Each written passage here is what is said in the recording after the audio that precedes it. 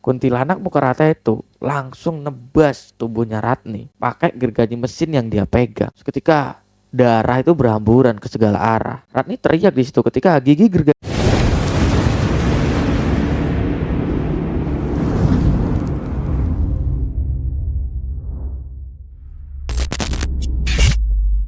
Oke guys, selamat datang kembali di channel Padma Story. Gimana kabarnya? Semoga kalian sehat-sehat selalu dan selalu dimudahkan urusan-urusannya. Amin amin ya rabbal alamin. Ya, nggak kerasa guys ya, kita udah memasuki beberapa hari nih menjalankan ibadah puasa. Dan gimana nih? Puasa kalian udah ada yang bolong belum nih kira-kira? Ya semoga guys ya, yang nonton video gua kali ini, puasa kalian dilancarkan sampai akhir guys, sampai selesai. Nggak ada yang bolong sama sekali. Ya, hitung-hitung buat nambah pahala kita di bulan Ramadan ini, ya kan? Ya, jadi seperti biasa guys ya, gua mau bawain cerita horor lagi buat kalian. Ya buat nemenin kalian guys ya, sambil nunggu buka puasa, kalian bisa nonton video gua sambil dengerin video-video horor, cerita-cerita horor dari channel Padma Story. Oke, jadi cerita kali ini gua dapat cerita dari suatu akun Twitter yang bernama Cacing Wormy. Buat kalian yang mau tahu cerita aslinya ataupun cerita tulisannya, kalian bisa langsung cek akun Twitter Cacing Wormy. Dan jangan lupa juga follow akun dari Cacing Wormy guys ya. Dan cerita kali ini mengisahkan tentang sebuah pembangunan proyek besar rumah sakit di suatu daerah, yang dimana untuk melancarkan sebuah proses pembangunan proyek ini itu dibutuhkan yang namanya tumbal. Ya kita semua tahu guys ya, beberapa proyek pembangunan besar itu biasanya dibutuhkan sebuah tumbal. Tapi nggak semua proyek itu membutuhkan tumbal ya guys ya. Hanya beberapa proyek-proyek tertentu saja. Dan apakah yang menyebabkan proyek pembangunan rumah sakit ini membutuhkan tumbal? Dan bagaimanakah proses penumbalan itu terjadi? Karena setahu gua proses penumbalan itu ada banyak macam caranya, ya kan? Gimana kisahnya? Tonton video ini sampai habis. Ya sebelum lanjut ke videonya, daripada jempol kalian ini nganggur, mending kalian tembusin sampai 40.000 like dulu. Dan jangan lupa klik tombol subscribe-nya supaya bisa cepat sampai 100.000 subscriber. Dan jangan lupa juga follow akun sosial media gua di bawah sini. Buat kalian yang punya cerita horor juga, kalian bisa kirimin cerita kalian ke alamat email di bawah ini.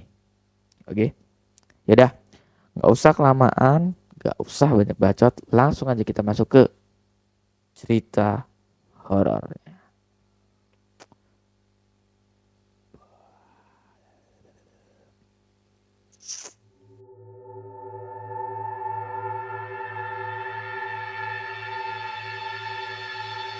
Setiap bangunan-bangunan besar yang berdiri, terutama yang menggunakan lahan-lahan keramat, harus membayar nyawa dengan pihak yang menguasai lahan itu. Tentu saja itu pihak gaib. Kita hidup di dunia ini nggak sendiri. Kita hidup berdampingan sama dunia lain yang berbeda dimensi. Untuk mencapai keseimbangan, setiap insan harus saling menghargai dan menghormati. Manusia menghargai kaum gaib dengan tidak mengganggu eksistensi mereka di dunia ini, dengan menjaga lingkungan dari kerusakan. Sedangkan mereka pun menghargai kaum manusia dengan menjaga dan gak mengganggu kegiatan pembangunan yang dilakukan. Kadangkala harmoni yang sudah terbentuk itu harus terganggu dari beberapa faktor yang gak bisa dihindari, seperti pembangunan gedung ataupun infrastruktur yang terpaksa merusak lingkungan dan mengganggu eksistensi para makhluk gaib. Dan untuk menjaga keharmonian itu tetap berlangsung, maka diperlukan sebuah pengorbanan. Manusia memberikan korban berupa jiwa-jiwa malang sebagai ganti rugi terhadap kaum gaib yang terganggu. Dan pengorbanan itu dilakukan secara sangat rahasia dan tidak diketahui oleh siapapun, kecuali oleh pihak yang melakukan kesepakatan.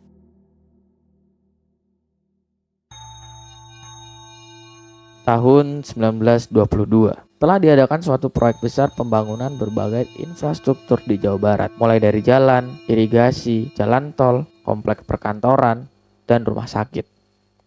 Ada sebuah proyek pembangunan rumah sakit besar waktu itu yang berdiri di sebuah kawasan. Rumah sakit itu didesain sangat besar yang bisa menampung 5.000 pasien untuk perawatan, yang terdiri dari 5 gedung setinggi 8 lantai. Rumah sakit itu menggunakan lahan milik warga yang sebelumnya dibebaskan. Lahan itu terdiri dari pemukiman, perkebunan, dan pemakaman. Tentunya komplek bangunan sebesar itu dan lokasi yang akan digunakan itu sangat mungkin menggeser dan mengganggu eksistensi makhluk gaib yang ada di wilayah itu. Maka dari itu diperlukanlah yang namanya pengorbanan tumbal. PT Bangun Persada sebagai pihak kontraktor pembangunan itu awalnya nggak percaya sama hal itu. Namun setelah melihat kejadian di luar nalar terjadi, maka mereka jadi yakin bahwa pengorbanan tumbal itu diperlukan. Jalaluddin, seorang pemuda 24 tahun, seorang insinyur yang bekerja di PT Bangun Persada sebagai pengawas proyek. Jalaluddin baru 1 tahun bekerja di perusahaan itu, dan sekarang dia mulai meniti karirnya. Suatu hari ia berjalan tergesa-gesa menuju kantor pusat. Ia mendapat panggilan dari manajer untuk tugas baru. Selama ini dia bekerja di kantor sebagai drafter dan juru ketik. Akan tetapi sekarang dia akan promosi menjadi pengawas pekerjaan. Semua itu berkat kerja kerasnya selama ini. Singkat cerita, sampailah Jalal di kantor pusat itu, dan di situ dia disambut oleh wanita cantik. Sepertinya itu adalah sekretaris dari manajer tersebut, dan di situ dia disuruh masuk ke dalam ruangan manajer tersebut. Dia merasa tegang karena itu baru pertama kalinya Jalaluddin menghadap ke manajernya. Gitu sampai dalam, Pak Jarawo selaku manajernya itu menyuruh Jalaluddin untuk duduk. Ia menyalami Jalaluddin dengan ramah dan penuh gairah. Jalaluddin sedikit bisa tenang setelah melihat wujud manajer itu. Dia pria parubaya yang berpenampilan necis dengan kacamata tebal yang selalu terpasang di matanya. Selamat pagi Pak Jalal, gimana kabarmu? Alhamdulillah, baik Pak. Saya deg-degan Pak. Wajar itu. Saya juga seusiamu dulu suka deg-degan. Gairah muda. Iya Pak. Langsung ke intinya saja ya Pak Jalal. Saya mendapatkan rekomendasi dari Pak Mulyono tentang kamu. Dari penilaian, kinerjamu sangat baik dan loyal. Saat lihat CV kamu, ternyata kamu sarjana teknik. Terlalu sayang bagi seorang insinyur bekerja sebagai drafter.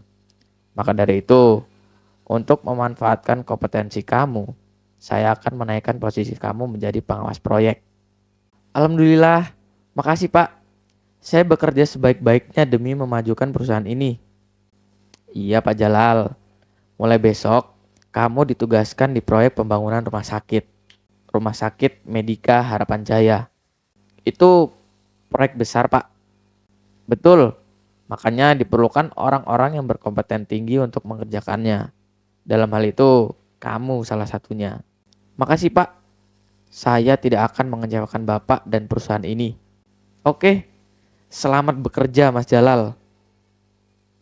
Selepas hari itu, Jalaluddin merasa sangat senang dan senang itu terbawa sampai ke rumah. Ia kemudian memeluk Ratni ketika ia sampai di rumah. Dia juga membelikan buah durian yang berukuran besar sebagai rasa syukurnya atas promosi yang dia dapatkan. Jalaluddin dan Ratni adalah seorang pasangan pengantin muda dan mereka baru menikah 3 bulan yang lalu. Wah, ada apa ini Mas Jalal? Pakai beliin aku durian gede. Nikmatilah sayang. Aku mulai besok dapat promosi di kantor. Beneran Mas? Iya dong.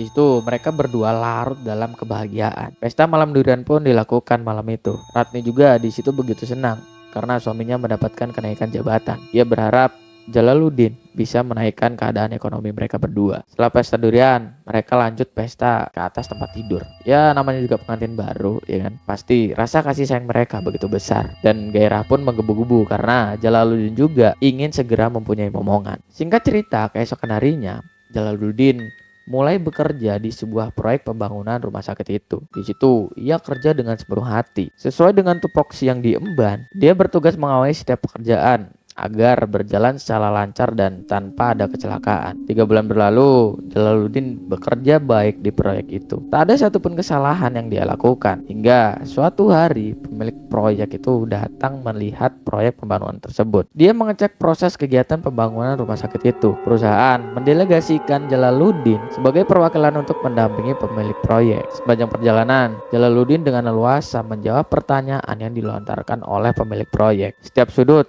tak luput dari sebuah pertanyaan sang pemilik yang bernama Anton Sanjaya. Hingga mereka tiba di suatu titik, Anton merasa ada nggak beres dengan adanya sebuah pohon nangka sedang yang masih berdiri tegak di tepian jalan masuk ruang UGD. Keberadaan pohon itu memang nggak mengganggu jalur masuk ke jalan UGD, namun sangat gak enak sekali untuk dipandang. Pohon itu harusnya sudah dibersihkan dan ditebang ketika masa melakukan pembersihan lahan. Di situ pemilik proyek bilang, "Kenapa pohon itu nggak ditebang Pak Jalal?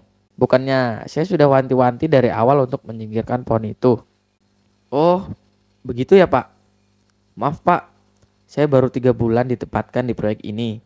Saya kurang tahu tentang keberadaan pohon itu. Jadi kamu baru di sini? Iya Pak, maafkan saya. Kalau begitu harus segera disingkirkan pohon jahanam itu. Saya nggak mau tahu. Saya nggak mau estetika rumah sakit ini jadi rusak. Baik Pak, saya segera memerintahkan mandor untuk menebang pohon itu. Oke kalau begitu, minggu depan saya kesini lagi. Kalau pohon itu masih ada, saya akan merekomendasikan untuk memecat kamu dari proyek ini. Iya Pak, besok akan saya langsung tebang pohon itu. Setelah pemilik proyek itu pulang, Jalaluddin segera menuju direksi KIT untuk membuka gambar desain gedung UGD. Ternyata memang benar, nggak ada pohon di dalam rencana itu. Dia pun boleh bertanya dalam hatinya,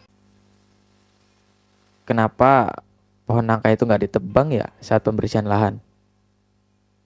Singkat cerita, Jalaluddin langsung segera memanggil si Indra, seorang mandor yang bertanggung jawab di bagian pembangunan UGD rumah sakit itu. Dalam berselang, Indra pun datang ke ruangan direksi KIT untuk menemui Jalaluddin. Sebenarnya di situ Indra ini belum mengenali sosok Jalaluddin. Jadi di situ Indra terasa canggung. Silakan duduk Pak Indra. Maaf Pak, saya baru lihat Bapak di sini. Saya pengawas baru di proyek ini. Nama saya Jalaluddin. Panggil aja Jalal. Oh, baik Pak. Salam kenal. Tadi saya menemui Pak Anton dan mengecek progres pekerjaan proyek. Pas lewat bagian UGD, beliau marah sama saya karena lihat ada pohon nangka masih berdiri di dekat akses menuju UGD. Saya mengerti Pak, pohon nangka yang di dekat UGD itu. Ya Pak Indra, saya minta untuk segera menebang pohon nangka itu Pak. Soalnya perintah langsung dari Pak Anton. Dengar Jalaluddin ngomong kayak gitu, Pak Indra ini tertegun. Seakan-akan dia ini terhenyak ataupun kaget akan sesuatu. Di situ Jalaluddin langsung bilang lagi, ada sesuatu Pak Indra? Pohon itu nggak bisa ditebang Pak. Angker. Hari gini masih percaya tahayul? Mana mungkin Pak? Sumpah demi Allah Pak, pohon itu angker. Ada penunggunya. Itu saya lihat cabang dan rantingnya udah dibabat. Itu emang udah dibabat Pak sama orang kita. Tapi sesudah itu mereka sakit. Pertama Warno yang membabat pohon itu. Malamnya dia langsung sakit dan gak bisa jalan. Terus Sardi yang meneruskan. Sekarang dia stroke. Ah, kebetulan aja itu Pak. Pokoknya saya nggak mau tahu. Bapak harus tebang pohon itu. Tapi para pekerja nggak mau Pak. Bapak cari orang lah. Siapa saja yang mau menebang pohon itu. Kan itu udah tanggung jawab Bapak sebagai mandor. Ya, saya usahakan Pak. Setelah itu, Jalaluddin mempersilahkan Indra untuk keluar dari ruang direksi KIT itu dan menyuruhnya kembali untuk bekerja. Jalaluddin di situ sebenarnya nggak habis pikir sama cerita Indra. Ia sama sekali nggak percaya dengan adanya setan. Ia lebih takut dipecat daripada dirinya diganggu setan.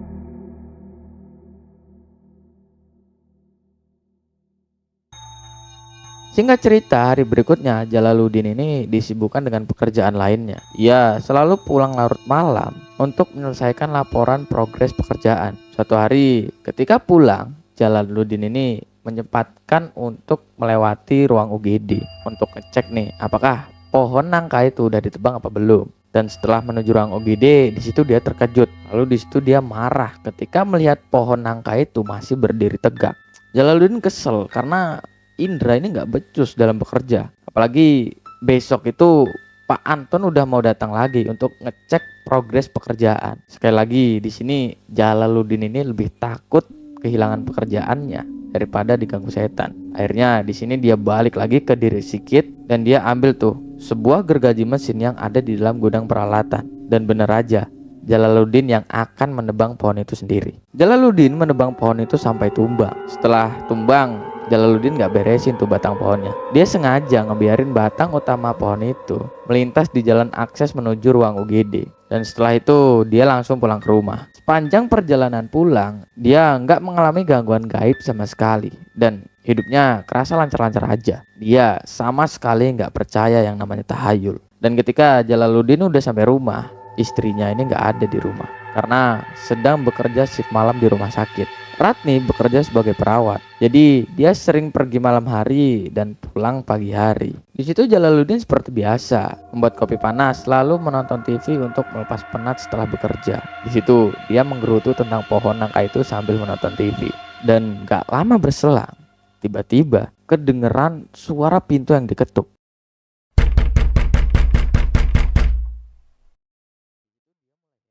Di situ dia mulai heran, siapa orang yang mau bertamu di jam 11 malam. Jalaluddin mengabaikan tuh suara ketukan pintu itu. Akan tetapi lama kelamaan suara ketukan pintu itu makin kencang. Di situ kesel kan Jalaluddin, nggak pakai lama, dia langsung ngampirin pintu itu sambil bentak-bentak. Iya, sabar. Dan dibukalah tuh pintu rumahnya. Tapi ternyata nggak ada siapa-siapa. Langsung merinding tuh Jalaluddin. Di situ dia langsung nutup pintunya lagi tuh dan kunci pintu itu rapat-rapat. Dan pas Jalaluddin balik ke ruang tengah, betapa terkejutnya ia karena melihat sosok wanita bergaun putih dengan rambut panjang itu udah duduk di tempat duduk Jalaluddin yang dia ngopi tadi. Wajah wanita ini tertutupi rambut sampai nggak kelihatan. Dan sebagai manusia normal, Jalaluddin di situ mulai gemeter. Walaupun dia nggak percaya dengan setan, tapi tubuhnya bereaksi ketakutan setelah melihat sosok itu. Perlahan dia mendekati wanita itu dan mulai berusaha berkomunikasi dengan wanita itu. Di situ Jalaluddin bilang, "Boy, kamu siapa? Jawab anjing."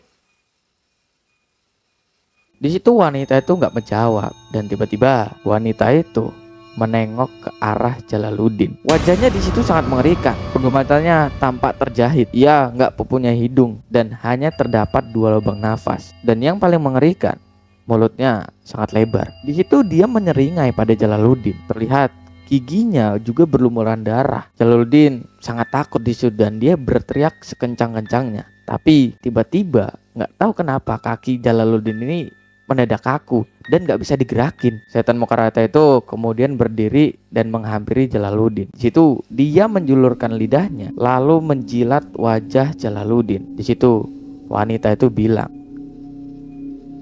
"Manis sekali." Tiba-tiba Jalaluddin berteriak keras dan matanya terbuka lebar dan sekarang dia sudah berada di atas kasur. Ternyata di situ Jalaluddin cuma mimpi buruk. Nafas Jalaluddin tersenggal dan tubuhnya dibasahi oleh penuh keringat. Dan baru pertama kali itulah dia mimpi seseram itu. Setan Mokarata itu kelihatan sangat nyata dan mengerikan bagi Jalaluddin. Gak lama berselang, kedengar lagi nih suara ketukan pintu.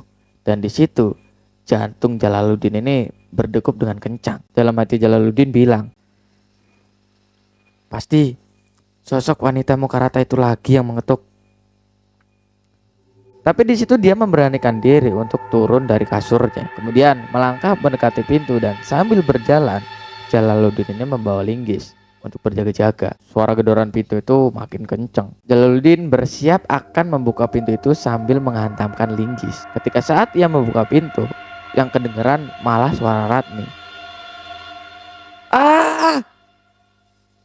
Jalaluddin kaget bukan kepalang di situ. Ia segera menghentikan aksinya dan melempar linggis itu keluar. Di situ Jalaluddin bilang, "Aduh, maaf sayang. Aku kira kamu Kunti Mokarata." "Apa kamu bilang, Mas? Kunti Mokarata? Kamu pikir aku ini setan apa?" "Maaf sayang. Ayo masuk. Aku jelasin di dalam."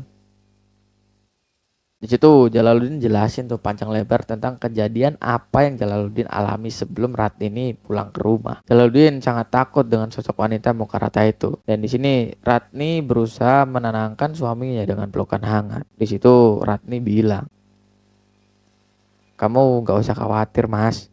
Itu cuma mimpi kok. Lagian mana ada pohon ada penghuninya. Mitos itu, Mas." "Iya, Rat.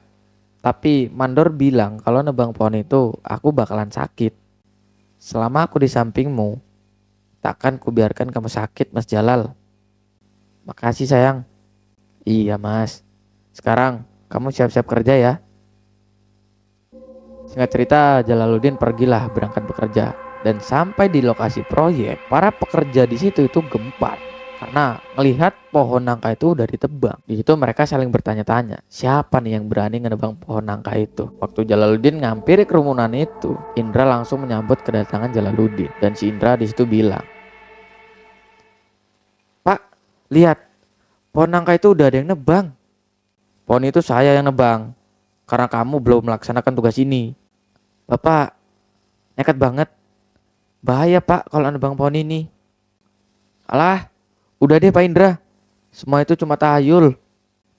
Kemarin, Warno sama Tardi bilang sama saya, mereka didatangi sama kuntilanak muka rata di mimpi mereka. Setelah bangun, mereka jadi sakit. Warno nggak bisa jalan, dan Tardi kena stroke." Itu Jalaluddin kaget dengar cerita Indra. Ternyata kuntilanak muka rata itu benar-benar ada. Dan sekarang Jalaluddin cemas akan suatu penyakit yang akan datang kepada dirinya.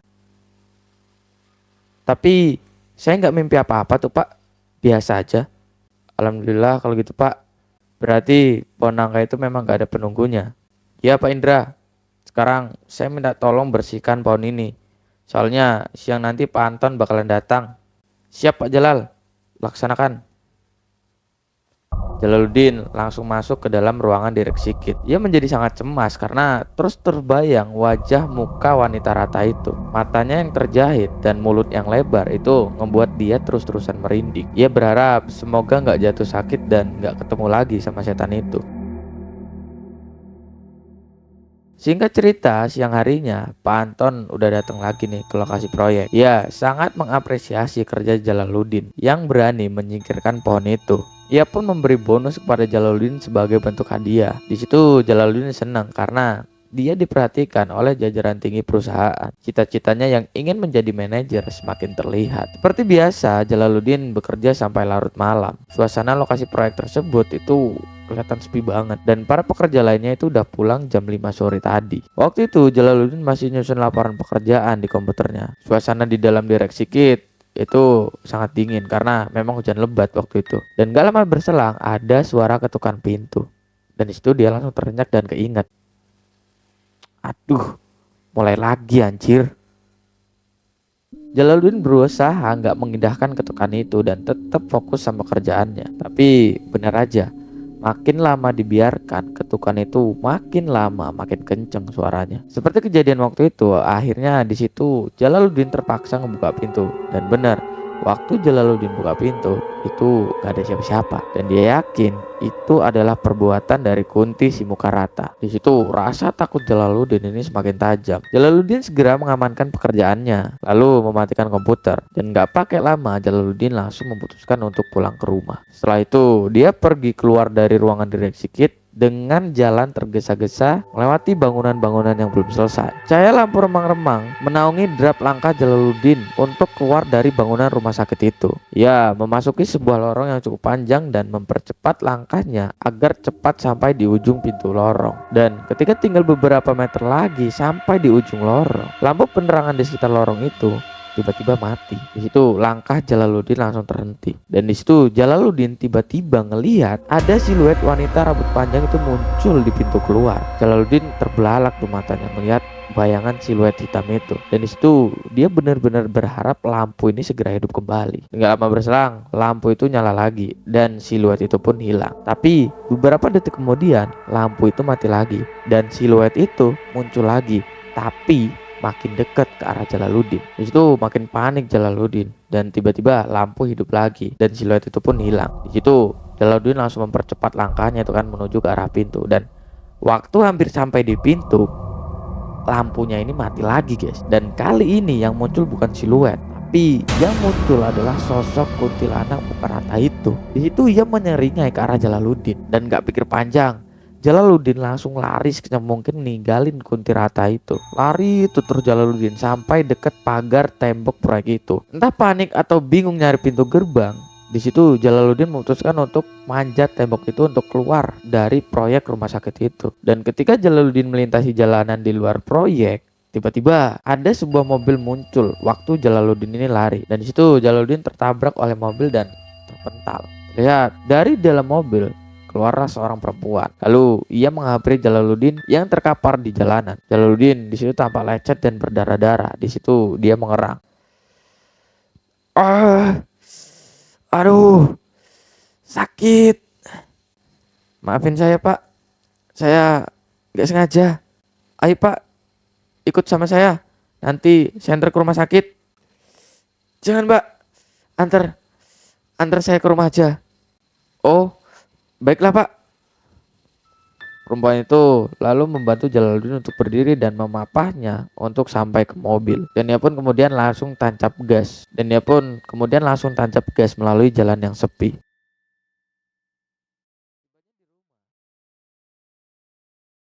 Sesampai di rumah Jalaluddin, perempuan itu mengantarkan Jalaluddin sampai ke kamarnya. Ia ngebantu pemuda itu untuk berbaring di kasurnya. Di situ perempuan itu bilang, sekali lagi, maafin saya ya Pak. Saya nggak sengaja tabrak Bapak. Iya Mbak, Mbak nggak salah kok. Saya yang salah karena nyebrang nggak lihat-lihat. Apalagi yang bisa saya bantu Pak? Udah Mbak, makasih ya udah antar saya pulang. Nggak apa-apa Pak. Ngomong-ngomong, nama saya Hayati. Saya Jalal.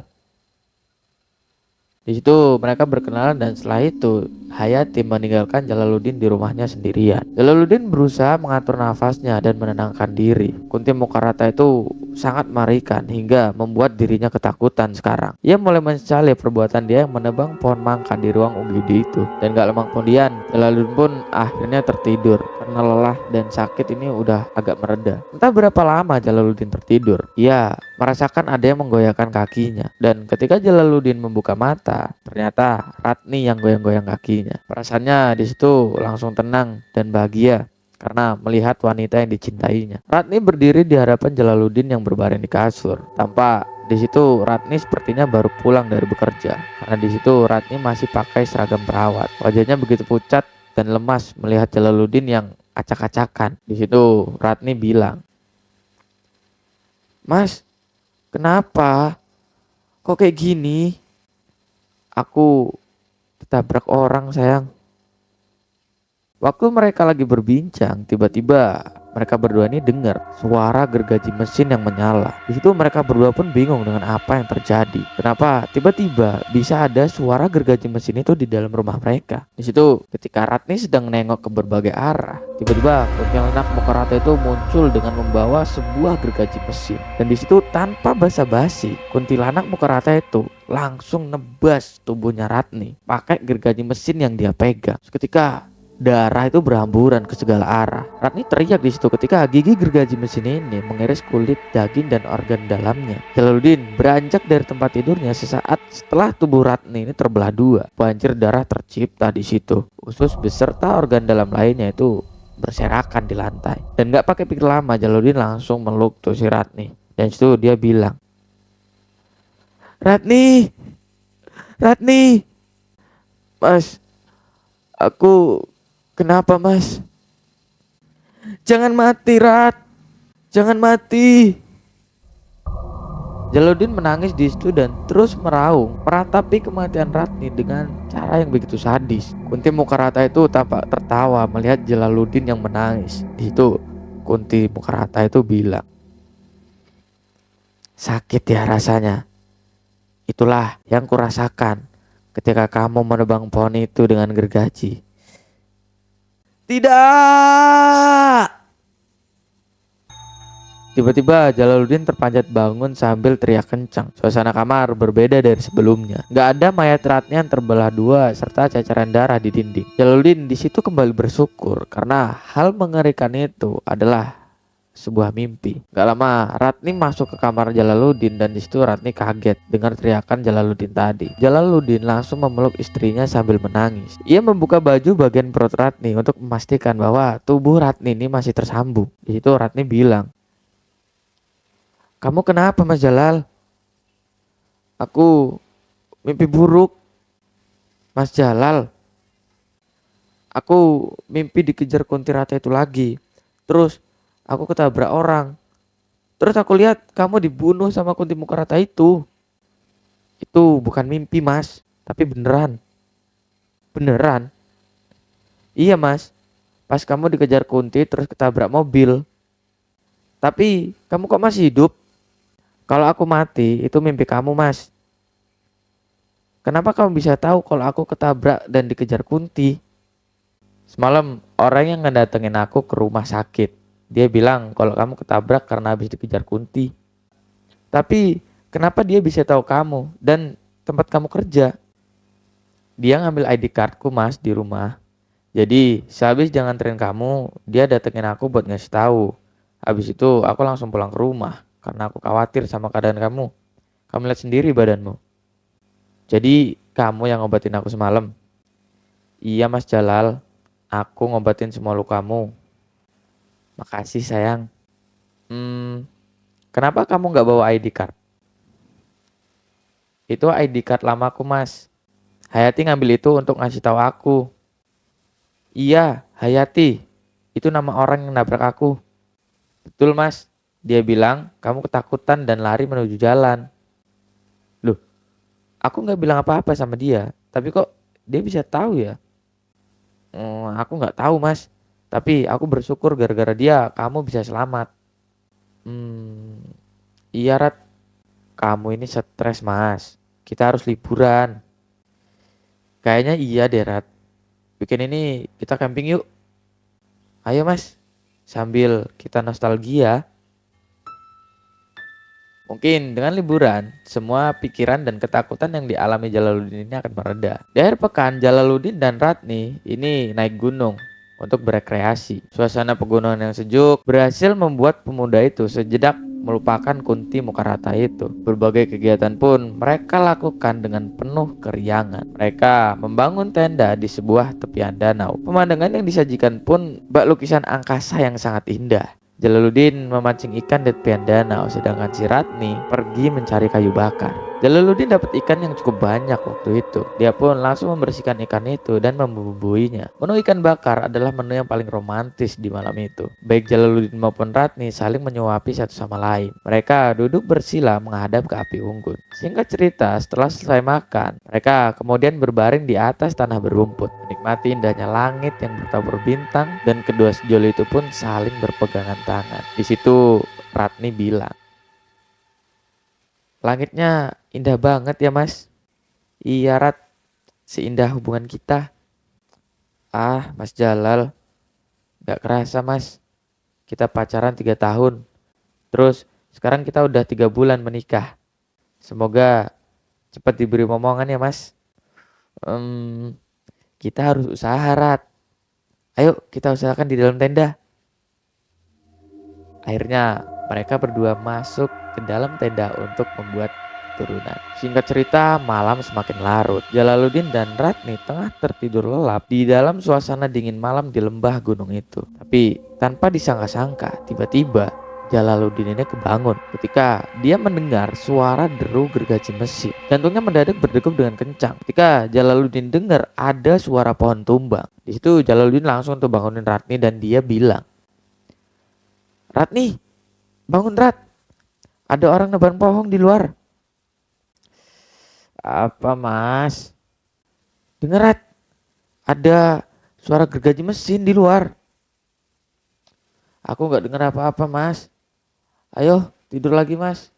Aku capek." Itu Ratni balik tidur dan gak hirauin apa yang didengarkan oleh si Jalaluddin. Itu sebenarnya Jalaluddin takut, tapi lama kelamaan Jalaluddin gak bisa nih nahan rasa penasarannya. Di situ dia memutuskan untuk keluar tenda dan mengecek di mana arah sumber suara itu. Dengan bermodalkan lampu senter, ia terus tuh berjalan masuk ke dalam hutan yang gelap. Jalaluddin cukup jauh masuk ke dalam hutan hingga dia terhenti pada suatu pemandangan yang sangat mengerikan. Terdapat banyak sekali mayat orang-orang yang gak dikenali dengan tubuh yang terpotong-potong. Jumlah mayat yang dilihat oleh Jalaluddin itu banyak banget dan sangat mengenaskan di situ. Dan di situ tiba-tiba Jalaluddin dengar lagi tuh suara gergaji mesin itu. Ia berjalan perlahan melangkahi mayat-mayat itu untuk menuju di mana sumber arah gergaji mesin itu sebenarnya. Dan gak berselang lama, Jalaluddin ngelihat seorang perempuan lagi berlutut sambil menangis. Dan di hadapan perempuan itu ada kuntilanak muka rata wanita yang lagi megang gergaji mesin.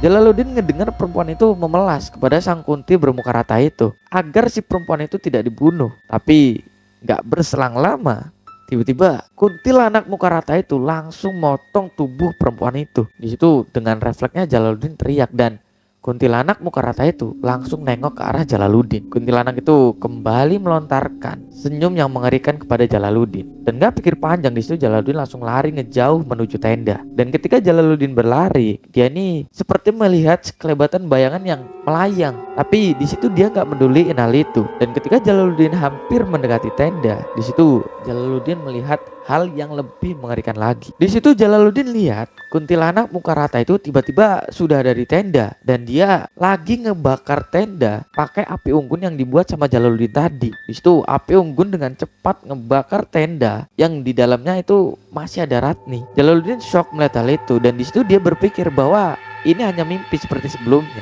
dan ia berusaha tuh bangun dari mimpi buruk ini. Tapi suasana mengerikan itu tak kunjung berubah dan sekarang ia mendengar suara teriakan Ratni dari dalam tenda yang dibakar itu. Dan gak butuh waktu lama Ratni keluar dari tenda itu dengan tubuh yang sudah terbakar. Jalaluddin akhirnya sadar bahwa kejadian yang mengerikan ini bukan lagi mimpi, tapi ini adalah kejadian yang nyata. Di situ dia segera ngamperin Ratni yang lari-lari gak jelas dengan tubuh yang sudah terbakar. Dan gak pakai lama Jalaluddin ini ngedorong Ratni supaya jatuh ke tanah. Kemudian memadamkan api yang ada di tubuh Ratni dengan cara memukul-mukul dia dengan jaket tebal. Akhirnya api berhasil dipadamkan, tapi keadaan Ratni waktu itu sangat mengenaskan. Tubuhnya terluka parah dan hampir seluruh sekujur tubuhnya itu hangus terbakar. Di situ langsung Jalaluddin pangku itu si Ratna yang sudah memasuki fase sekarat, langsung meneteskan air matanya dan menangisi istri kesayangannya.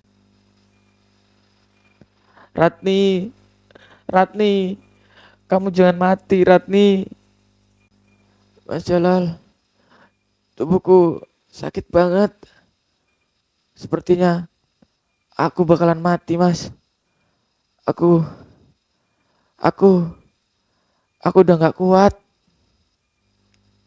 Rat, tolong bertahanlah. Aku gak bisa hidup tanpamu, Rat. Aku juga sama, Mas. Cinta kita abadi. Kalau begitu, aku akan mengikutimu. Aku gak mau pisah darimu. Jangan, Mas. Lanjutkan hidupmu. Sesaat setelah itu, kuntilanak muka rata ini menghampiri keduanya. Ia melemparkan pasak kayu kepada Jalaluddin. Laki-laki yang sedang bersedih itu tanpa pikir panjang langsung mengambil pasak kayu itu, lalu menikam tubuhnya sendiri berkali-kali. Di situ darah pun segera menyembur dan mengalir membentuk anak-anak sungai. Ratni, aku cinta kamu sehidup semati. Kalau kamu mati, aku juga mati. Jalaluddin berbaring di sebelah Ratni dan dia memeluk Ratni. Sambil menunggu nyawanya tercabut, Jalaluddin mengingat momen-momen indah bersama istrinya. Dan gak lama setelah itu, Ratni mengembuskan nafas terakhirnya di dalam pelukan Jalaluddin. Dan 1 jam kemudian, barulah ajal menjemput Jalaluddin. Pasangan suami istri itu pun meninggal dalam keadaan berpelukan.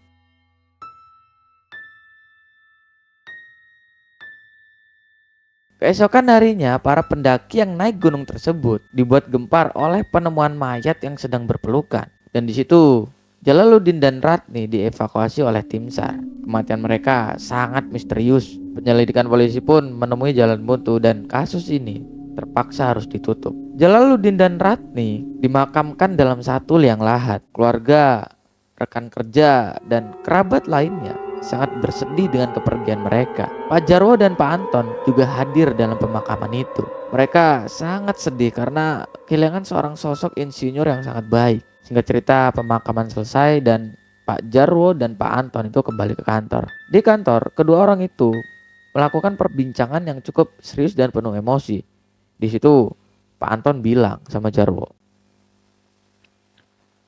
"Kurang ajar kau, Jarwo. Kenapa kamu menebalkan Jalal dan istrinya untuk proyek ini? Dia aset berharga buat perusahaan ini.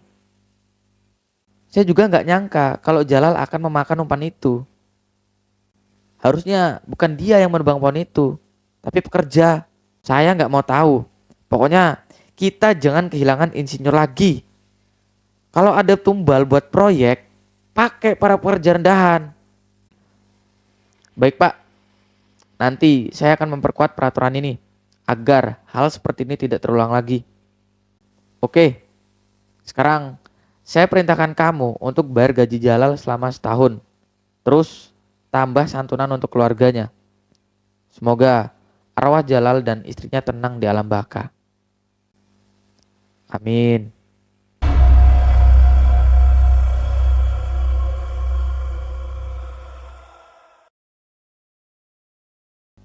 Oke guys, gimana tadi ceritanya menurut kalian? Serem nggak guys? Kalau menurut gue ya serem dan sangat mengerikan sih kalau menurut gue. Ya di sini gue cuma mau bilang sama yang lagi kerja di proyek ataupun ada saudara kalian yang kerja di proyek guys ya, bilangin bahwa tetap harus berhati-hati dalam melakukan sebuah tindakan dan tetap selalu berdoa kepada Allah Subhanahu wa taala untuk meminta perlindungan yang lebih. Karena yang kita tahu bekerja di proyek pembangunan itu pasti guys ya ada tumbalnya. Apalagi di Indonesia itu sangat lumrah, apalagi proyek pembangunan yang sangat besar. Ya contohnya seperti cerita yang barusan kita dengerin ya guys ya. Oke, buat kalian yang belum subscribe, silahkan subscribe dulu channel dari Fatma Stories supaya nggak ketinggalan video-video horor lainnya dari channel Fatma Stories. Oke, buat kalian yang punya video lebih serem dari ini ataupun kisah-kisah lainnya yang mengerikan dan menegangkan, kalian bisa kirimin cerita kalian ke alamat email di bawah ini. Oke, yaudah, sampai jumpa di video selanjutnya. Bye bye.